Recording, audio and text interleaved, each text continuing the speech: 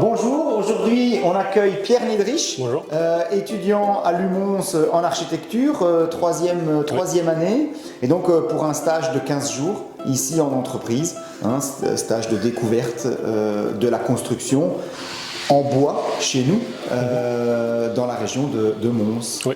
Voilà, bienvenue Pierre. Merci. Pierre, eh bien, voilà, au niveau des questions, je t'écoute. Oui, donc j'ai préparé des questions sur le contenu et ce que nous faisons. D'accord. Donc j'ai préparé une liste de questions pour vous. La première, c'est qu'est-ce qu'un habitat modulaire et comment l'avez-vous interprété dans ce type d'habitation? Alors, qu'est-ce qu'un habitat modulaire? Pour nous, l'habitat modulaire, c'est un habitat qui va pouvoir être construit en modules préfabriqués en atelier, construits sur chantier. L'intérêt du modulaire, c'est surtout le gain de temps. Les interventions chantier sont très très courtes. L'avantage, c'est le non-déplacement de la main-d'œuvre et des hommes pendant toute la durée du chantier, ce qui, je pense, ne peut qu'améliorer le bilan carbone global de la réalisation d'une construction. C'est aussi l'avantage de maîtriser les intempéries, de maîtriser les retards chantiers. On n'est pas forcément dans la problématique d'un chantier traditionnel. Au niveau coordination, c'est beaucoup plus facile. Toute la coordination se fait ici. Les différents corps de métier, les sous-traitants travaillent directement chez nous en atelier.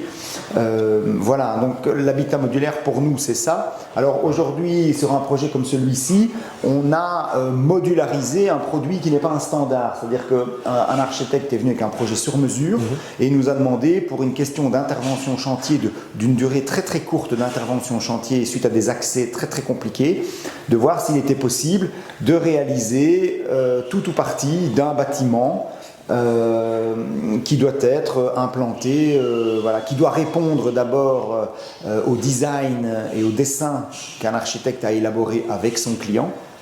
Et nous avons fait l'étude pour pouvoir le modulariser, le découper en différents éléments pour pouvoir le transporter et l'amener chantier. D'accord. Donc je vois que c'est divisé en 8 parties en tout. Pouvez-vous m'en dire un peu plus sur cette division? Comment ça va être opéré? Oui, bien sûr. Donc en fait, le bâtiment se divise sur le rez-de-chaussée en 2 ailes, donc qui comprennent le plancher, les murs, les cloisons intérieures, les parois, on le voit, l'électricité est montée, le sanitaire est monté. Donc il y a une aile gauche et une aile droite au niveau du rez-de-chaussée. Chaque aile a été divisée en 2, ce qui fait 4 morceaux pour une question de levage, de longueur, de transport, parce qu'il faut savoir qu'on ne transporte pas en convoi conventionnel ou en convoi exceptionnel de jour toutes les dimensions de bâtiment possibles. Donc il faut vraiment faire attention à la fois au poids et aux dimensions. Et donc ce qu'il est important, c'est de bien veiller à cela. Donc au rez-de-chaussée, on a 4 éléments. On a 2 éléments toiture complets. Donc là, il y a aile gauche, aile droite en toiture, 2 éléments complets. Et puis, pour une question de transport et de largeur, on a 2 bandes d'égout extérieures, qu'on verra tout à l'heure. 2 bandes d'égout extérieures qui, elles, viennent se plugger, se fixer sur les éléments de toiture pour une question de transport, parce qu'on ne peut pas aller au-delà de 3,50 m. D'accord. Voilà. Je me demandais aussi, comme c'est quand même un projet exceptionnel, quel type de fondation prévoyez-vous pour maintenir une structure pareille? Au niveau fondation, on prévoit simplement des vis de fondation. Alors nous, on travaille avec WYSIFIX. WYSIFIX, ce sont des vis de fondation que nous plaçons nous-mêmes. On fait nous-mêmes notre propre étude de sol. On voit un peu la portance du sol ici pour ce chantier. Mardi prochain, on sera en réalisation fondation. Donc ce sont des pieux vissés dans le sol jusqu'à de 75 cm à 1,75 m suivant les dénivelés, suivant la nature du sol. Voilà, donc ça c'est une petite analyse technique qu'on fait avec WYSIFIX en direct. D'accord. Que restait-il à faire dans l'habitation avant qu'elle arrive sur le terrain d'implantation pour le moment? Et avez-vous fait des études sur le terrain auparavant? Oui, alors sur le terrain, oui, ça c'est les études de sol. Oui. Après, on répond simplement au cahier de charge de l'architecte.